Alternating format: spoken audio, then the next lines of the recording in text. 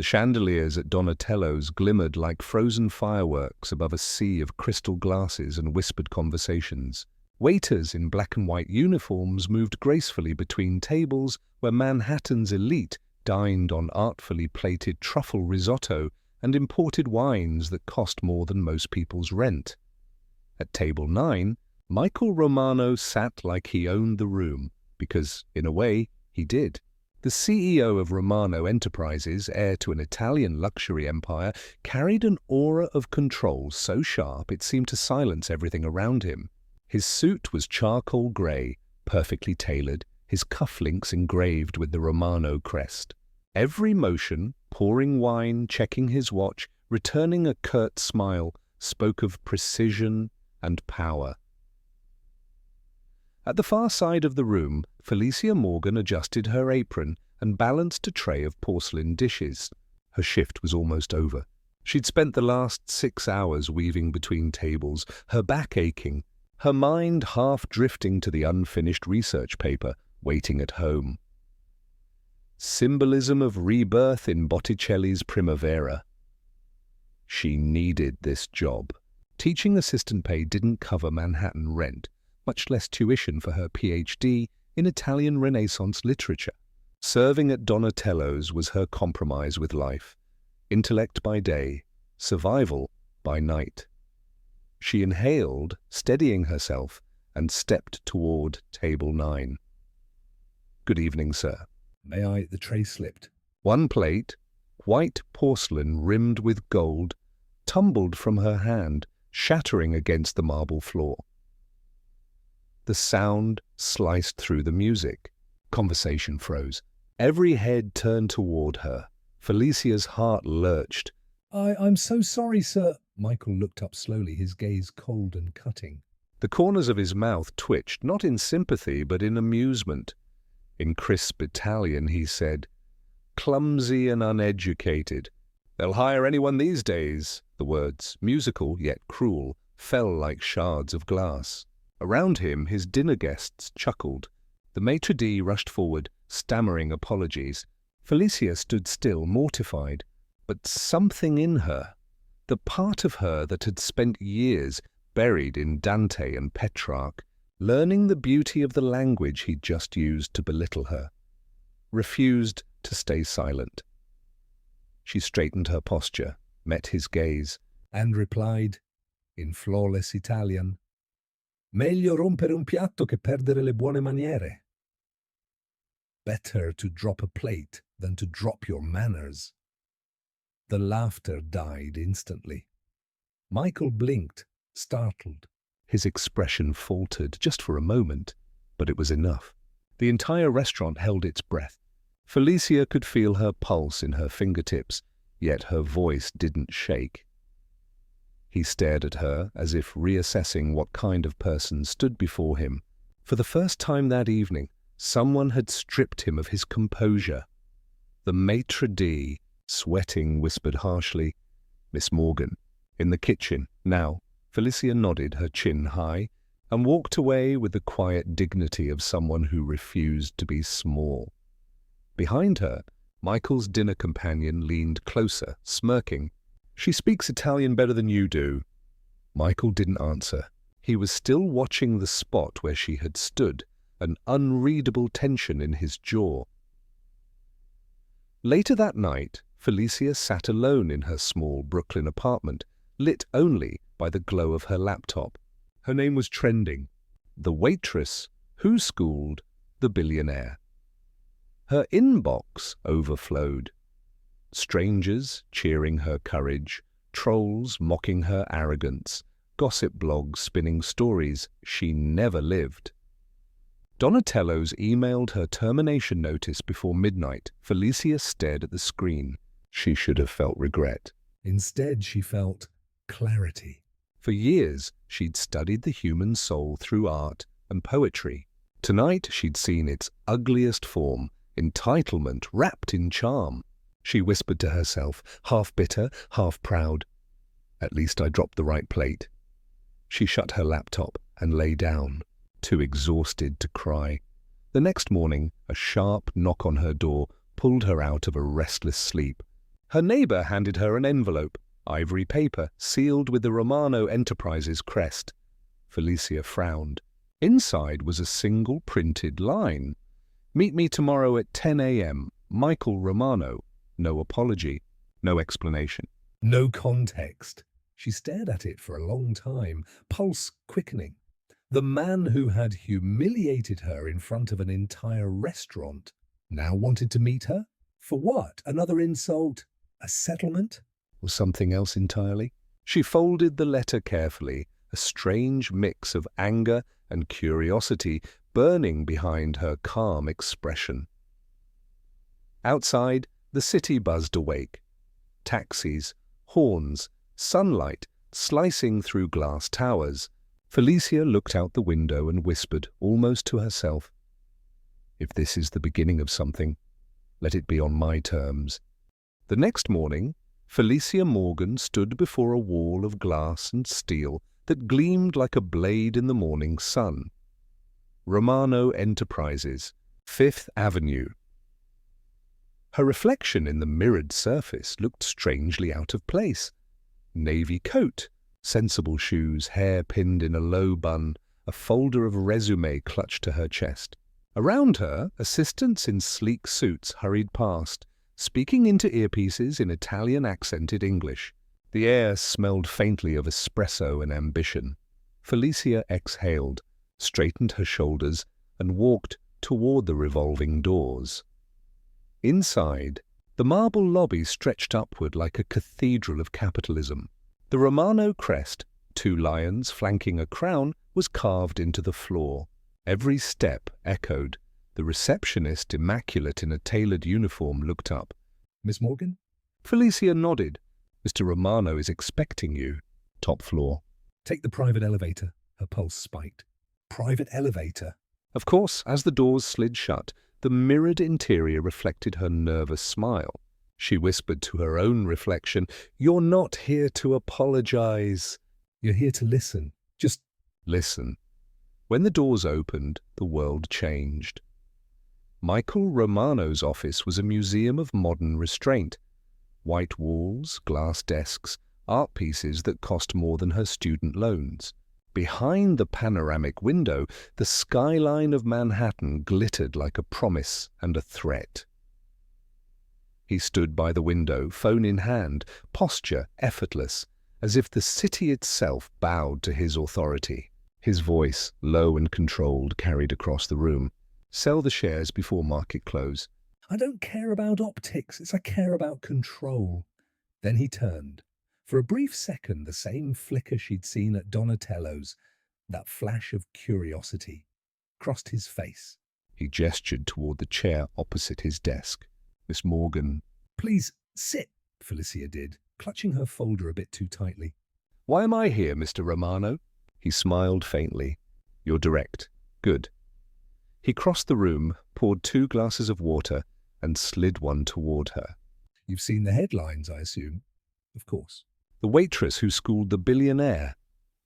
It's hard to miss. He didn't flinch. The internet has a short memory, but sometimes it reveals what people really are. "You spoke your mind fearlessly. That's rare." Felicia raised a brow. "You humiliated me." "I lost my job." "If this is your idea of flattery, it's not working." He sat down, folding his hands. "I'm not here to apologize. I'm here to offer you a job." The words hung in the air like smoke. Felicia blinked. "A job?" "A consultancy," he clarified. "We're negotiating a merger with Villa Medici Hotels, a heritage group based in Florence. Their board cares deeply about cultural authenticity, something my team lacks." "You, Miss Morgan, have that authenticity." Felicia's jaw tightened. "So you need a token scholar to impress an Italian board?" He met her gaze, calm and steady. "No, I need someone who understands the soul of what they're selling and isn't afraid to tell me when I'm wrong." For a moment, the room felt smaller. Felicia searched his expression for sarcasm, arrogance, but found none. Only a quiet intensity that made her uncomfortable. "I'm not sure I'm qualified for—" "Whatever this is," she said carefully. Michael leaned back in his chair. "You're fluent in Italian, you study Renaissance art, and you already know what it's like to stand up to me. That's 3 qualifications most people don't have." Felicia hesitated. The offer sounded surreal. "What's the catch?" "No catch," he said smoothly. "A 3-month contract. You'll advise on language, cultural tone, and presentation during negotiations. You'll be compensated generously, or double your current income at Donatello's, plus tuition coverage for 1 semester." Her heart skipped. Tuition coverage. It was enough to change everything. Still, her pride burned. "You think you can buy me that easily?"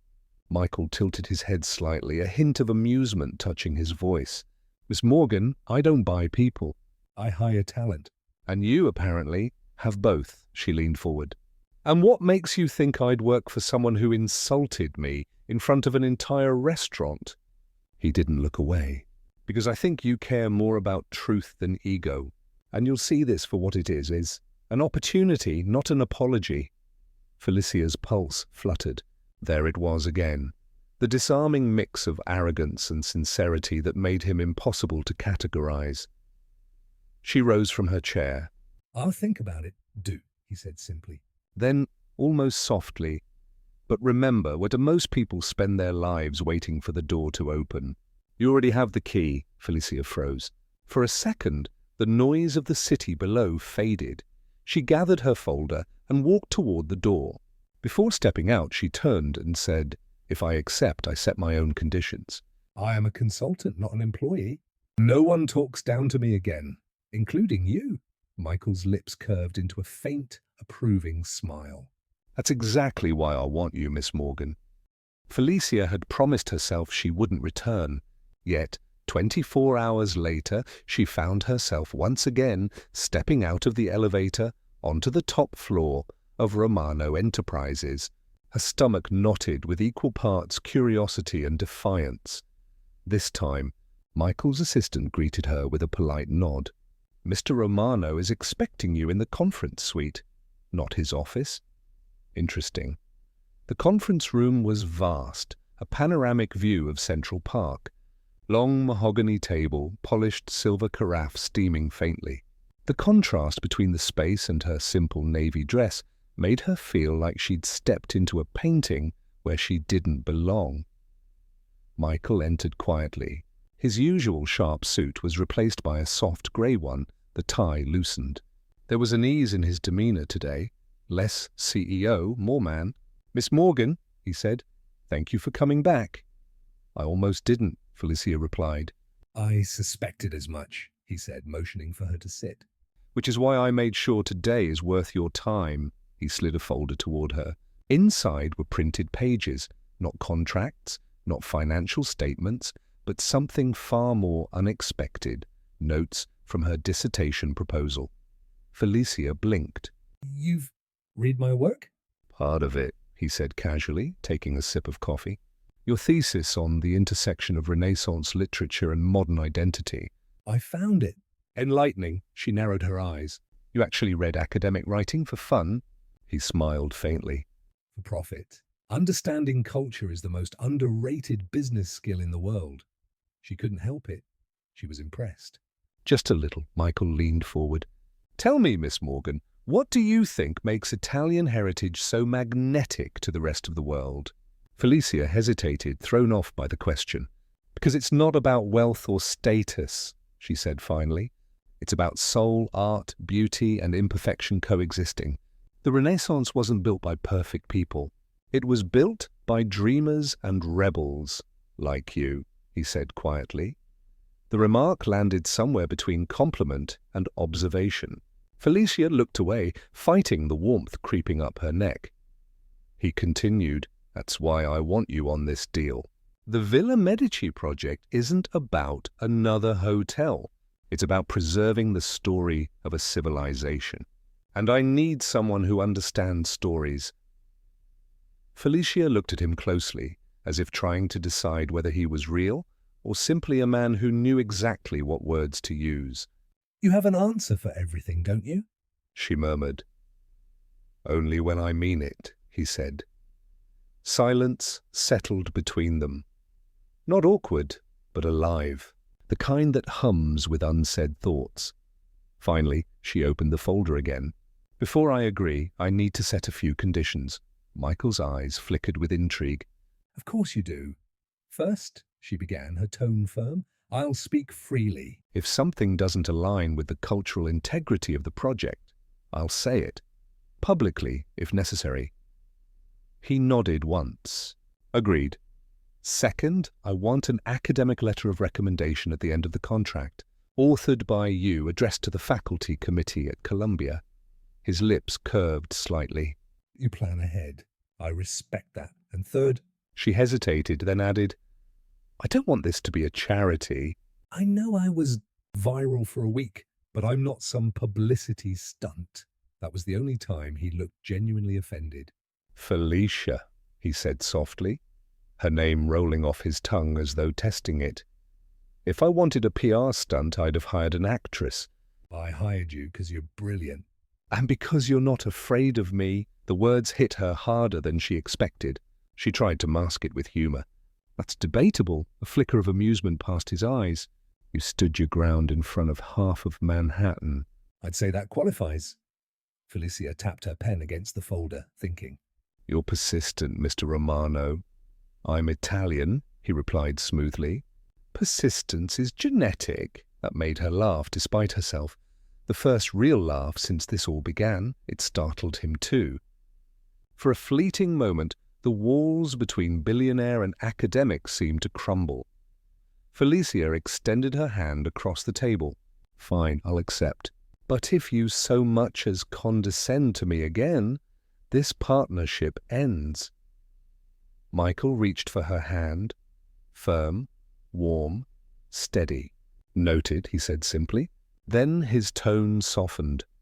If I wanted obedience, Miss Morgan, I wouldn't have chosen you. Their eyes met, hers cautious, his quietly intent, and for the first time, Felicia felt that maybe, just maybe, this wasn't a game of power at all. It was the beginning of something far more dangerous, understanding. The hum of the jet engines was the first thing Felicia noticed. Soft, steady, and strangely intimate. She stood at the foot of the private jet, the morning sun glinting off the Romano insignia painted near the cockpit. The air smelled of espresso and jet fuel, and of something new. Possibility. This can't be real, she whispered under her breath. Michael was already at the top of the stairs, crisp in his navy suit, watching her with a faint smirk. You're staring, Miss Morgan. I've just never flown in anything that costs more than my entire student loan, she replied, squinting up at him. He offered his hand, more out of formality than flirtation. Then I suggest you enjoy it. Florence awaits. She hesitated before taking it, her palm brushing his briefly. Warm, controlled. When she stepped inside, she stopped breathing for half a second. The interior was a world apart. Cream leather seats, walnut paneling, a vase of white orchids on the bar. A world made for men like him, men who never had to think twice about comfort. He motioned for her to sit. Coffee? Please, she said, trying not to sound too impressed. As he poured her a cup himself, not delegating it to his assistant, she studied him. In this quieter light, Michael looked different. The sharpness she'd seen in Manhattan softened here, replaced by something she couldn't yet name. You've been to Italy before? He asked. Only once, Felicia said. A study trip during undergrad. Florence was... She paused, searching for the right word. Overwhelming. Like every corner is alive with ghosts. He smiled faintly. Ghosts are good company. They don't expect anything from you. The way he said it, calm, almost wistful, made her look at him. You say that like you know from experience? He met her eyes briefly, then turned to look out the oval window. I grew up spending summers at Villa Ledetta, just outside Florence. My grandmother used to read Dante to me at dawn. She said the first light was holy, that it made even sinners look like saints. He let out a quiet laugh. She'd be disappointed if she saw me now. Felicia leaned back in her seat, taken aback by his candor. This wasn't the arrogant man who'd humiliated her at Donatello's.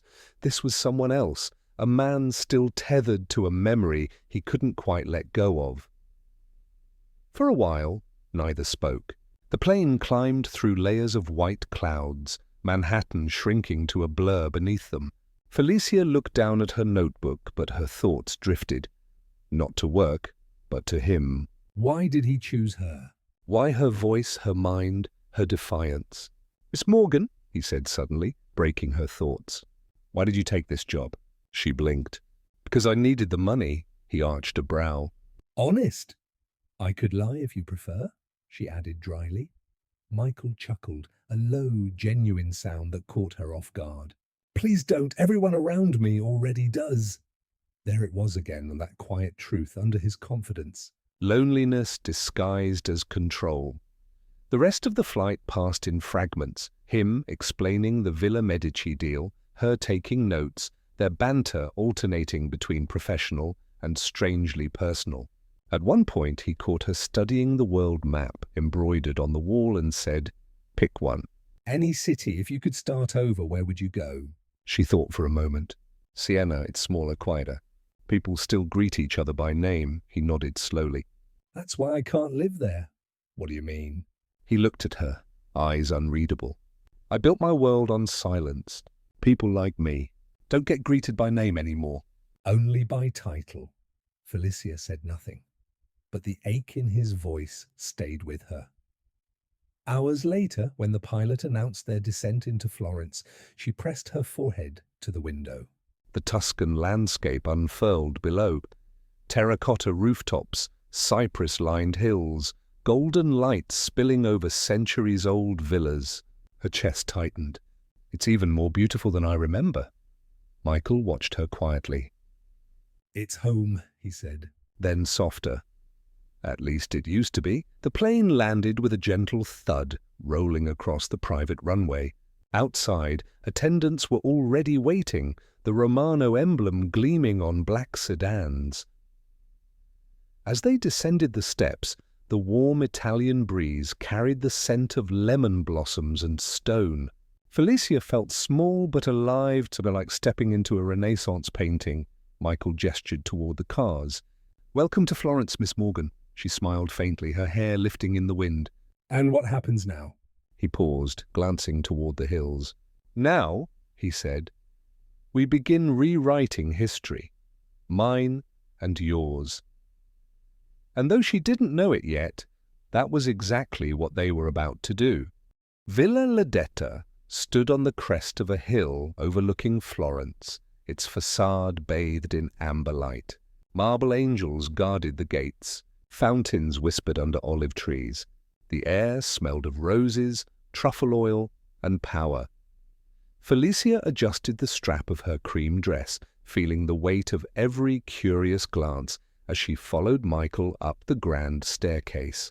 He walked with effortless confidence, every movement deliberate, practiced, and unreadable. Inside, the main hall was alive with chatter in Italian, English, and French. Crystal chandeliers shimmered above frescoed ceilings depicting gods and mortals locked in eternal dance. Servants moved like shadows. "Try not to look impressed," Michael murmured beside her. She shot him a sideways glance. I'm not impressed. I'm terrified, he smirked. "Good. That's half the charm of these people. They feed on fear." At the center of the room stood Lucinda Ricci, a woman in her 60s with silver hair pinned perfectly, her eyes sharp as cut glass. Power radiated from her like perfume. When she saw Michael, her expression softened into something resembling affection, or perhaps calculation.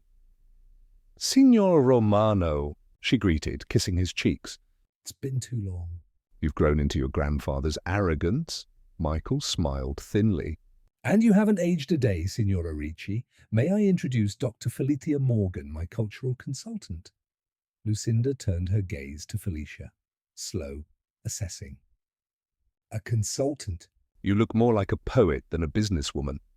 Felicia inclined her head, answering in perfect Italian. "Poetry is the foundation of business, signora. Without emotion, numbers mean nothing. The older woman paused, then chuckled. You speak our language better than most of my countrymen. That's unusual. Michael's eyes flickered with something like amusement or admiration. Dinner was served in the main hall. 12 guests, 3 languages, and enough silverware to arm a small army.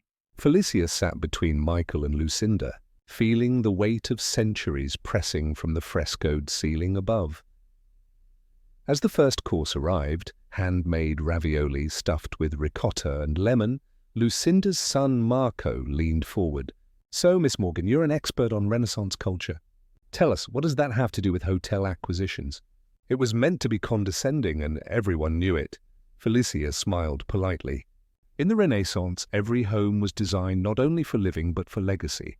Art, architecture, even hospitality. They were ways of saying, I was here and I mattered. Your hotels do the same, don't they? The table grew quiet. Lucinda's eyes sharpened, intrigued. Felicia continued, voice calm, unwavering. Villa Medici isn't just real estate. It's memory, marble and time intertwined. You can sell rooms, but you can't sell heritage. You can only protect it. Michael leaned back, watching her, something shifting behind his calm exterior. Lucinda took a sip of wine. And you think Romano Enterprises can protect it? Felicia didn't look at Michael. If he listened, yes. The silence that followed was palpable. Michael's jaw tightened, but there was no anger, only awareness. Then Lucinda laughed, soft and unexpected. You have spirit, Dottoressa. It's been a long time since anyone dared speak to him that way. I've noticed, Felicia replied. The laughter spread across the table. The tension dissolved into conversation and clinking glasses. The rest of the dinner flowed easily. Talk of art, travel, and the subtle politics of Florence. Every now and then Felicia caught Michael watching her, not with irritation, but with quiet wonder. When dessert was served, tiramisu dusted with cocoa, shaped like the Medici crest, Lucinda raised her glass. To courage, she said. Both in business and in conversation, everyone drank. Michael's glass lingered in the air longer than the rest. Later, after the guests dispersed into the gardens, Michael found Felicia standing alone by the fountain. The moonlight turned the marble water nymphs silver. She looked peaceful, though her hands still trembled slightly. You were extraordinary in there, he said softly. She glanced at him. I didn't plan to lecture your potential partners, if that's what you mean. He shook his head. No, you did more than that. You reminded them, and me, is what this deal is really about. Felicia smiled faintly. Culture, not control? Humanity, he said, almost under his breath. Something I seem to have misplaced somewhere between Milan and Wall Street. For a moment, neither spoke. The air hummed with cicadas and the faint music from inside. You just saved a $50 million deal, he added finally, half a smile tugging at his mouth. Felicia raised a brow. Maybe it's time you start listening to people who don't agree with you. He laughed softly, the sound genuine, unguarded. Careful, Miss Morgan. You might start thinking you're indispensable. She met his gaze. Maybe I already am. The air shifted. The banter dissolved into silence, the kind that feels less like absence and more like awareness. A breeze stirred the roses around them. Michael looked away first, breaking the spell. Tomorrow, Lucinda wants you to tour the Villa Medici archives. She trusts you now, Felicia nodded. And you? He hesitated, then said quietly, I'm learning. When they returned to the villa, she lingered at the doorway, watching him disappear down the marble corridor. For the first time, she realized that the arrogance she once hated in him might have been armor. And beneath it, there was something fragile, something worth saving, and perhaps, just perhaps, he saw the same in her. The following 2 weeks passed in a blur of meetings, phone calls, and late-night revisions of presentation slides. Felicia barely had time to breathe, but she noticed something remarkable. Michael Romano was not the same man who had insulted her in that Manhattan restaurant. At the Florence office of Romano Enterprises, he sat beside her, sleeves rolled up, hair disheveled, a pencil tucked behind one ear as they pored over historical blueprints of Villa Medici. He asked real questions, and for once he listened. "Do you think this fresco is original?" he asked, pointing to a photo of faded angels. Felicia leaned closer, her voice calm but assured. "Yes. The brushwork resembles Giulio Romano's early style. If you restore it, use mineral pigments, not acrylic. Otherwise, the colors will die." He studied her profile for a long moment, then nodded. You sound like you've done this all your life, she smiled. "You sound like a man learning to care." Their eyes met briefly, and something electric passed between them before he looked away, pretending to jot notes. The days grew warmer. Florence shifted into summer. The streets below their hotel balcony were alive with laughter and the distant echo of violins. One afternoon, after a 12-hour meeting with the Ricci board, Felicia found Michael sitting alone on the terrace, jacket off, tie loosened, staring at the cityscape. A half-finished glass of Chianti rested on the table beside him. "You look like you're negotiating with the sky," she teased, stepping closer. He chuckled softly. "At least the sky doesn't interrupt me." She took the chair beside him, kicking off her heels with a sigh. "That meeting was brutal." "It was progress," he replied, handing her his glass. "They didn't throw me out this time," she laughed, sipping the wine. That's an improvement. He looked at her then, really looked. The lamplight caught the amber in her hair, the quiet determination in her eyes. "I used to think respect was something you could demand," he said slowly. "But you made me realize." "It's something you earn." Felicia set down the glass, her voice barely above a whisper. "You've earned more than you think, Michael." The silence that followed wasn't awkward. It was heavy, meaningful. The kind that doesn't need words to exist. Later that night, as the city below shimmered with gold and music drifted from a nearby piazza, Felicia stepped out onto her hotel balcony and found Michael already there. "Leaning on the railing. You can't sleep either?" she asked. He shook his head. "Too many numbers.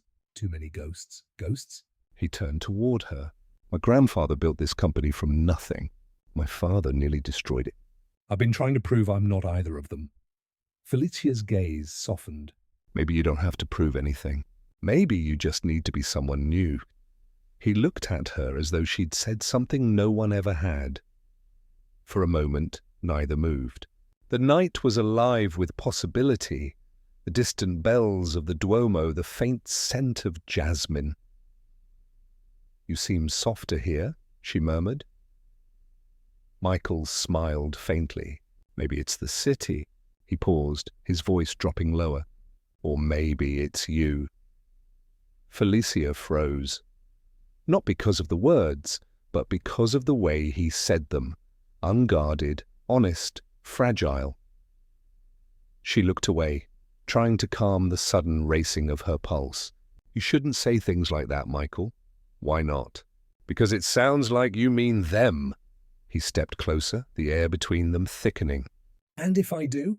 She turned to face him, his face inches from hers, eyes reflecting both moonlight and fear. "Then we'll both have a problem," she whispered. He exhaled, slow and deep. "I'm used to problems." Her lips curved slightly. "Not this kind." For a heartbeat, time held still. The city lights flickered like 1,000 watching stars. Then, as if realizing the edge they stood upon, Felicia stepped back, breaking the spell. "Good night, Mr. Romano." He smiled faintly. "Good night, Dr. Morgan." She turned to leave, but his voice followed her softly. "Felicia." She stopped, not turning around. "Thank you," he said quietly, "for reminding me that there's still something human left in all this." Her throat tightened. She wanted to say something, anything, but words failed. Instead, she simply nodded, disappearing into the shadows of the hallway, her heart pounding with a rhythm that felt dangerously close to hope. Michael remained on the balcony, the breeze tugging at his shirt. He stared at the city that had witnessed centuries of art, betrayal, and redemption, and wondered if somehow it was now witnessing his own.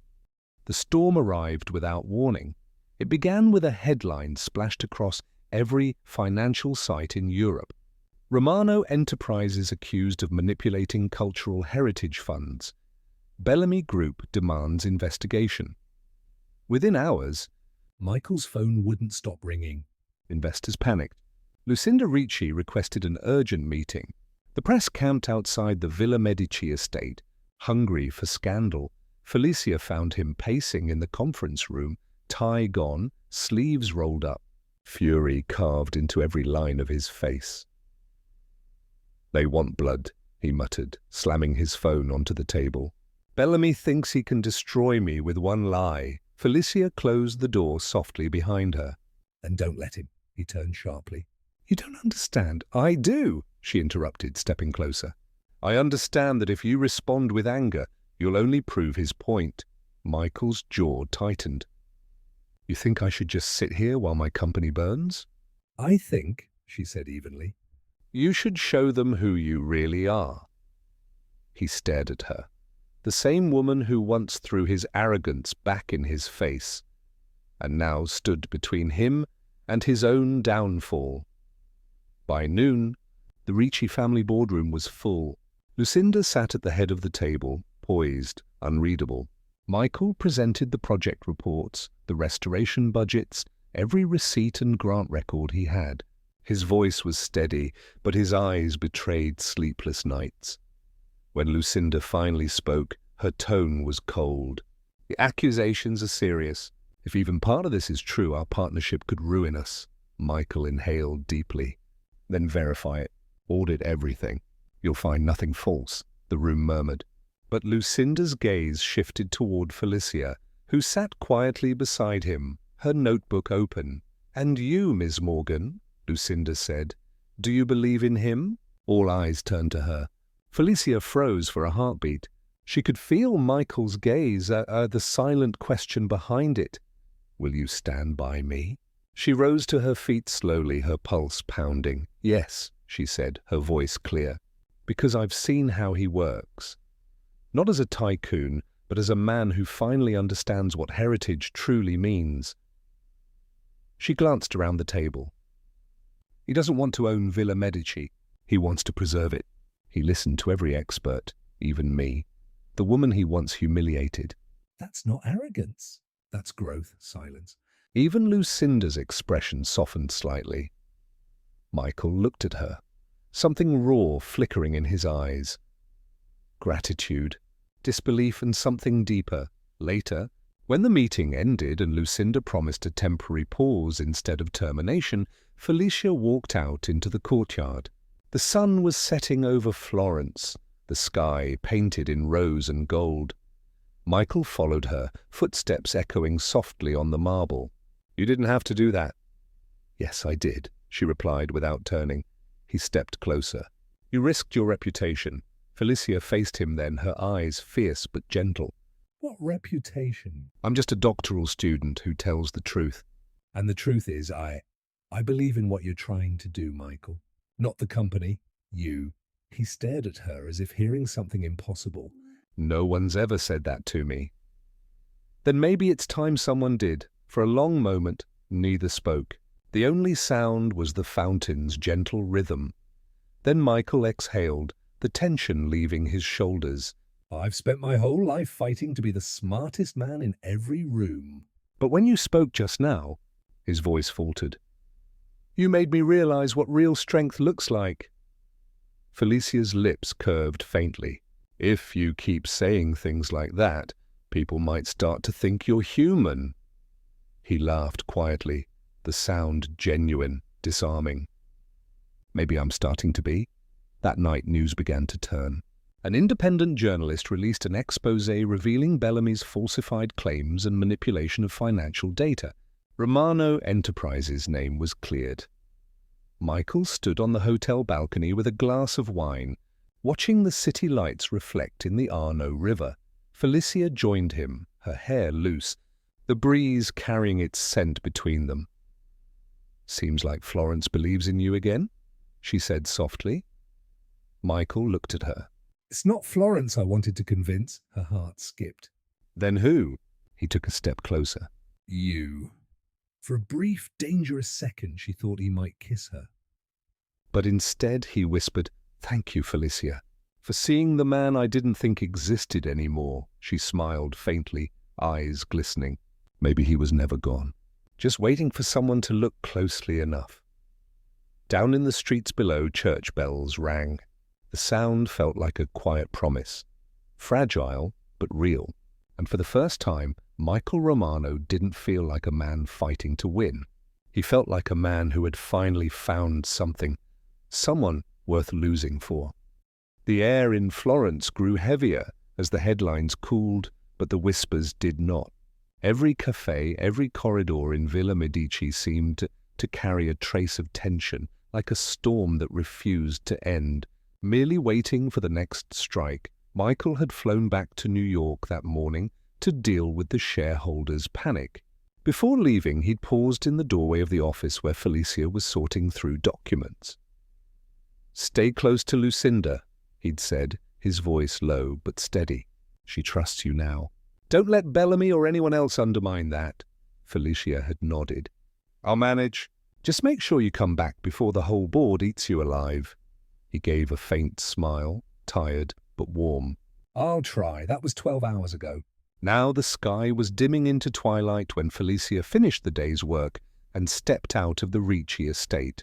She walked toward a nearby cafe, her notebook tucked under her arm, craving a quiet moment. But when she turned the corner, a black car pulled up beside the curb. The tinted window rolled down, and there he was. "Louis Bellamy, Miss Morgan," he greeted, voice smooth as silk. Fancy seeing you in Florence. Felicia froze. Every instinct screamed to turn around, but curiosity and pride kept her still. "What do you want, Mr. Bellamy?" Louis gestured toward the car.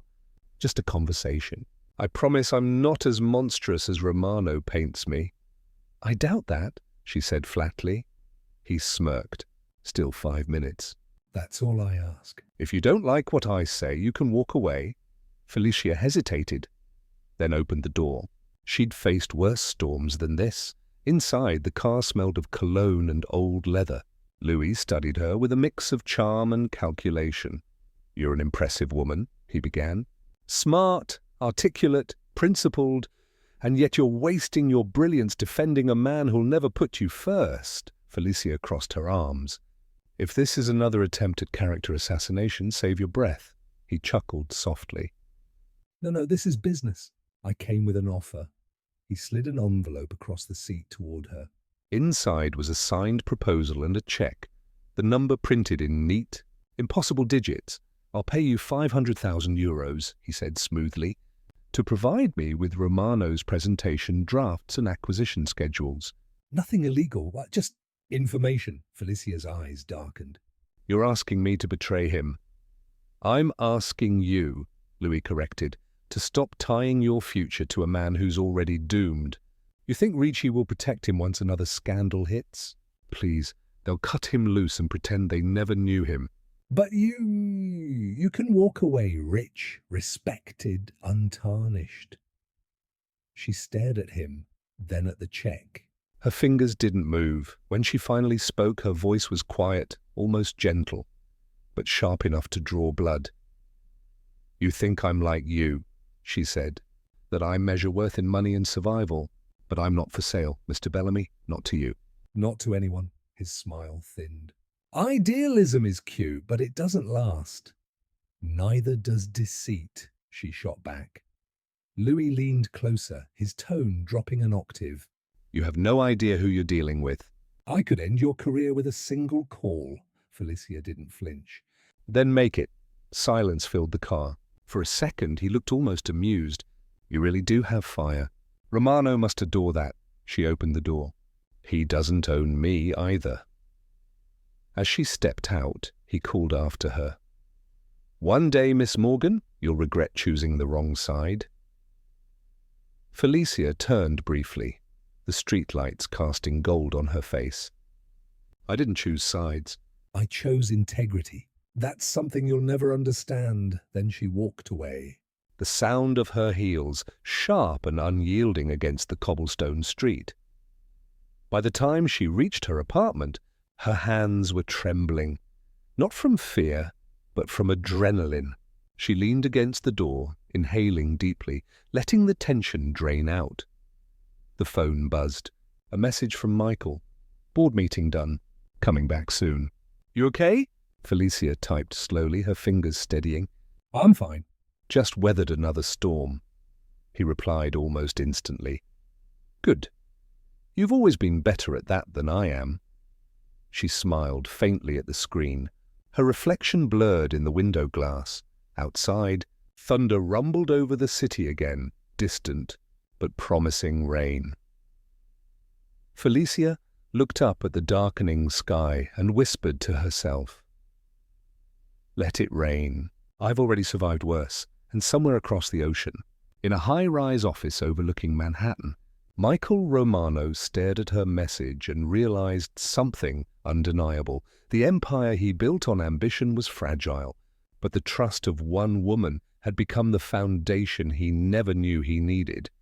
The next morning, the sun rose pale over Florence, painting the old city in a wash of muted gold. Felicia hadn't slept.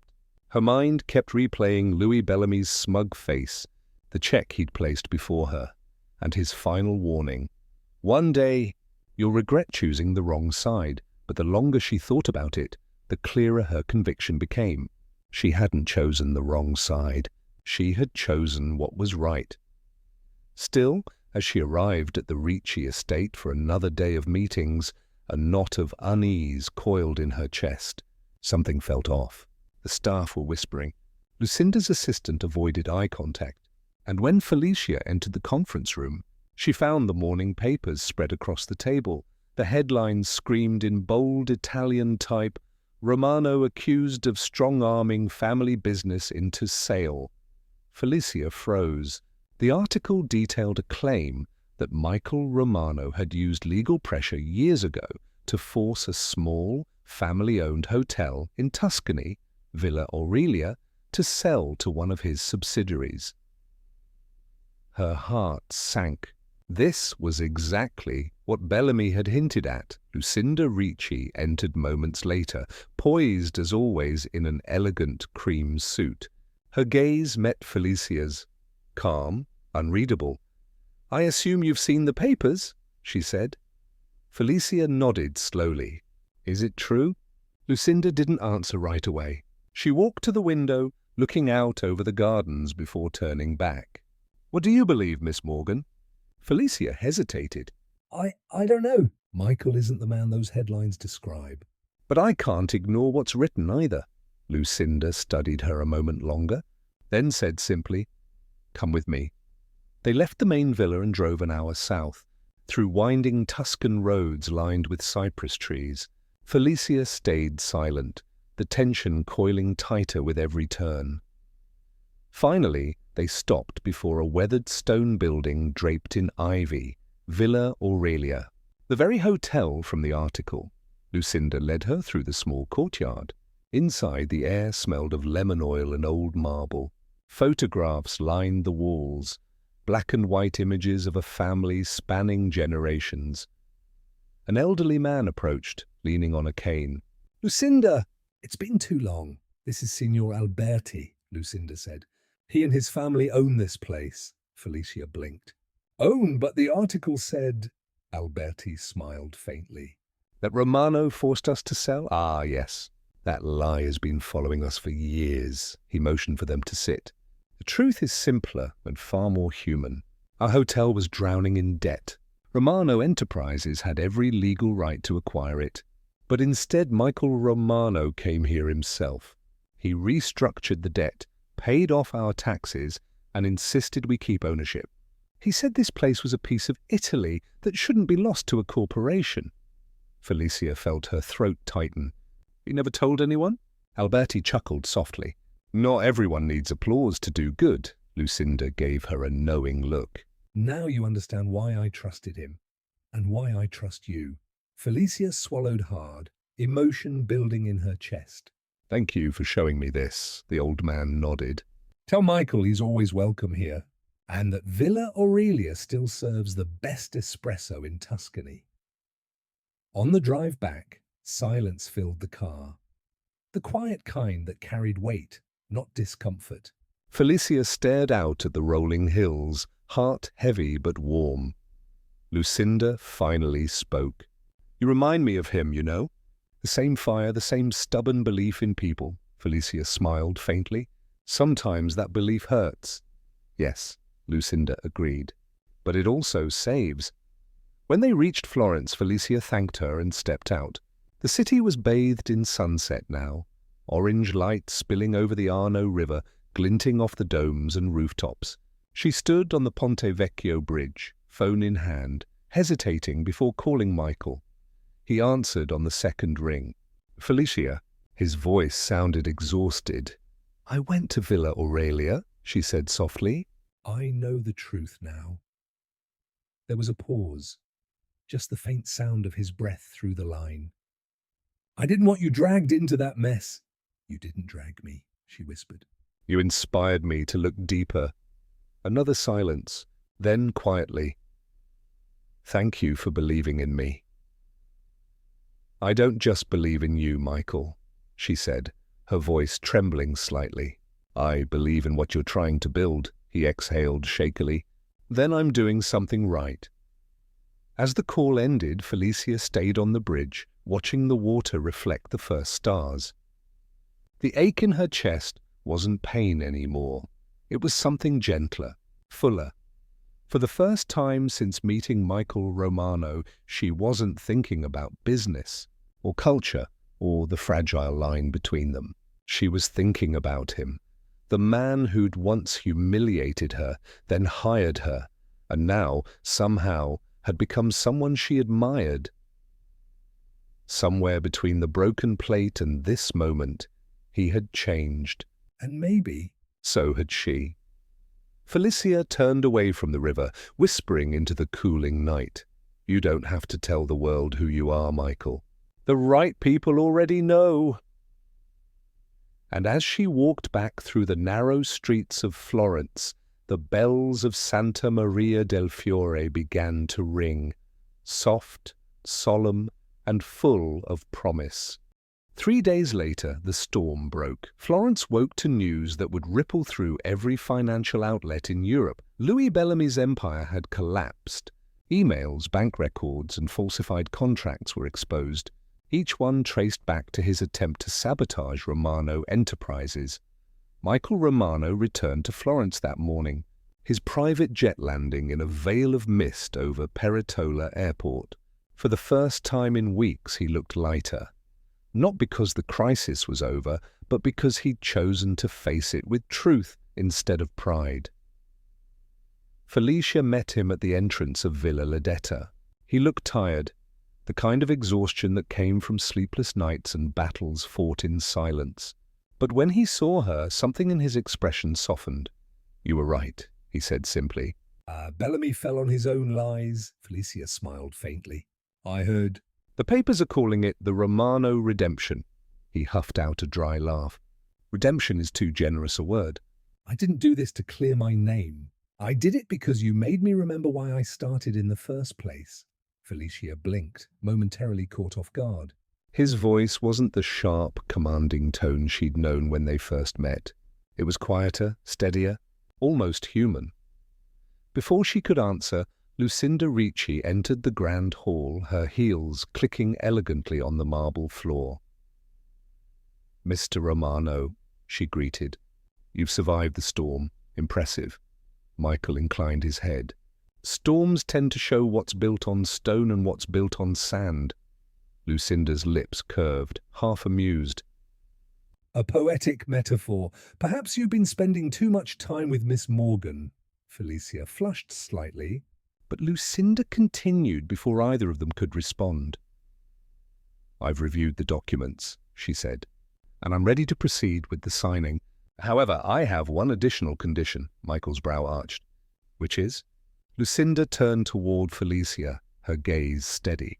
That Miss Morgan remains part of this project permanently, as cultural heritage advisor for the entire Villa Medici chain. Felicia froze. What? Lucinda raised a hand. I've seen how you handle people, Miss Morgan. You don't just understand culture, you understand integrity. This project needs that, now more than ever. Then her eyes flicked back to Michael. Do we have an agreement, Mr. Romano? The room seemed to hold its breath. Felicia could almost hear the faint hum of her own pulse. This was more than a job offer. It was a test. Would Michael agree to tether his empire to her? To trust the woman who'd once defied him in a restaurant full of strangers? Michael didn't hesitate. Yes, he said quietly. On one condition. Lucinda lifted a brow. Oh, that she's free to challenge me whenever I forget what this project stands for, he said, because she's the reason it means something now. The words hung in the air, simple but heavy with meaning. Lucinda smiled, slow and knowing. Then I believe we have a deal. She signed the final page with a deliberate flourish, then extended the pen to Michael. He took it, glancing once at Felicia before signing beside her. When he placed the pen down, a strange silence followed. Not awkward, not tense. Peaceful, like something that had long been broken had just been made whole again. Lucinda rose gracefully. I'll leave you two to celebrate. You've earned it. And with that, she exited the room, her perfume lingering faintly in the air. Lavender and old books.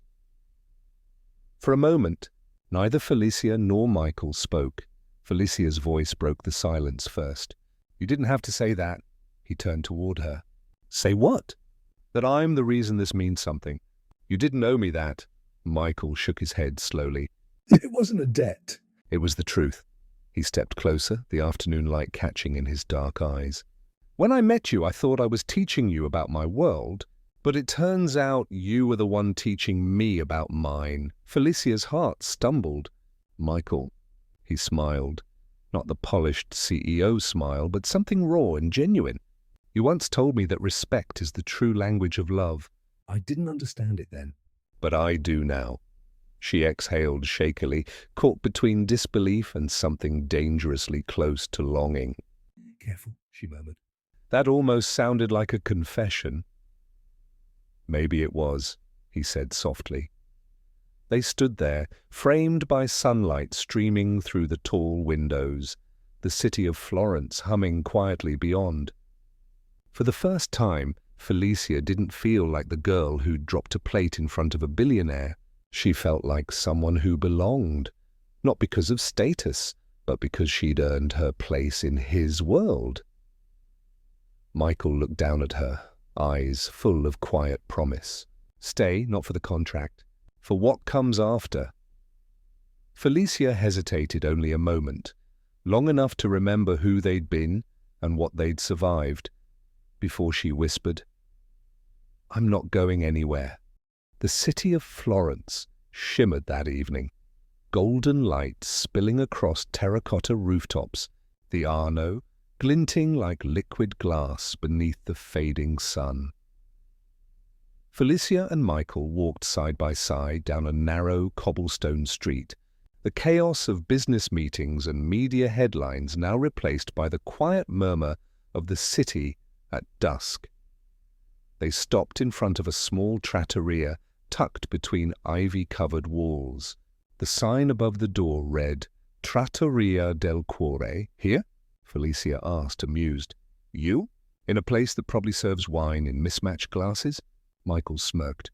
After the week we've had, I think we both deserve something real. The owner, a silver-haired woman in her 70s, recognized him instantly, but said nothing, only smiled knowingly and led them to a corner table by the window. Candles flickered. Outside, the hum of vespers faded into the evening air. For a while, they didn't talk. They just sat there, surrounded by the smell of basil and baked bread, letting silence do what words often couldn't. Then Michael spoke softly. Do you remember the first thing you said to me? Felicia chuckled. That depends. The polite version or the real one? The real one. She leaned back, eyes glinting. I said you were a man pretending to have class. He laughed, a deep, genuine sound that turned a few heads nearby. You were right. I had power but no grace, influence but no respect. He paused, his gaze drifting toward the candle flame. Somewhere along the way, I started believing that being feared was the same as being respected. But you shattered that illusion. Felicia smiled faintly. You make it sound like I did something noble. I was just trying not to lose my job. He shook his head. No, Felicia. You reminded me that strength isn't about dominance. It's about humility. You didn't bow to me when everyone else did. You stood your ground, and for that I'll always be grateful. For a long moment she just looked at him. The once cold CEO who had insulted her now sat before her, vulnerable, unguarded, human. Her voice softened. You know, I never really hated you. I hated how easy it was for you to hurt people. He looked up, meeting her eyes. And I hated how afraid I was to care. The waiter arrived with 2 plates of pasta, pappardelle al ragout, steaming and fragrant. Neither touched the food immediately. Felicia's fingers brushed the rim of her glass. So what happens now, Michael Romano? The contract signed. The crisis is over. You've won, he smiled, a quiet, thoughtful smile. Winning used to mean closing a deal, buying a company, proving I was right. Now it just means sitting here with you. She looked away, pretending to study the candlelight. That's dangerously close to romantic. Maybe I'm learning, he said. The rest of dinner passed like that. Easy, unforced. Filled with quiet laughter and the kind of glances that carried more meaning than any words could. When they finally stepped out into the cool night air, Florence lay beneath 1,000 stars. Michael turned to her. Felicia, can I tell you something without sounding like the arrogant man you once met? You can try, she teased. He exhaled. You made me remember who I wanted to be before ambition got in the way. You made me want to build something that lasts. Not just a company, a life, her breath caught. Michael. But he didn't push. He just smiled, tucking his hands into his pockets. Good night, Felicia. She watched him walk away, his figure disappearing into the glow of the streetlights. And for the first time in years, she felt something like hope. 6 months later, spring returned to Tuscany like a soft exhale. The gardens of Villa Medici were alive again, roses in bloom, fountains whispering, and the scent of lemon trees carried on the wind. Felicia walked along the stone path, now dressed in a flowing ivory gown, her notebook tucked under one arm. She'd been living in Florence for 3 months, officially the cultural heritage advisor for the entire chain. She didn't expect him that day, but when she turned a corner, there he was, Michael, standing by the fountain where they'd first argued with Francesca Ricci 6 months ago. He wore no suit, just a crisp white shirt with sleeves rolled, his hair ruffled slightly by the breeze. "You're early," she said, surprised. He smiled. "I've been waiting for the right moment." Felicia tilted her head. For what? Michael stepped closer, his expression steady but eyes shimmering with emotion. "For this." From his pocket, he took out a small velvet box, old, worn, the kind of box that carried stories. Inside was a delicate ring, the gold dulled by age, the diamond modest but timeless. "It belonged to my grandmother," he said. "She used to say love isn't about perfection. It's about persistence." Felicia's lips parted, but no sound came out. He knelt slightly, not the grand, theatrical gesture of a billionaire, but something deeply sincere. "From the moment you stood up to me in that restaurant, you've challenged everything I thought I knew about love, respect, and what it means to be seen. You changed me, Felicia, completely." Her eyes brimmed with tears.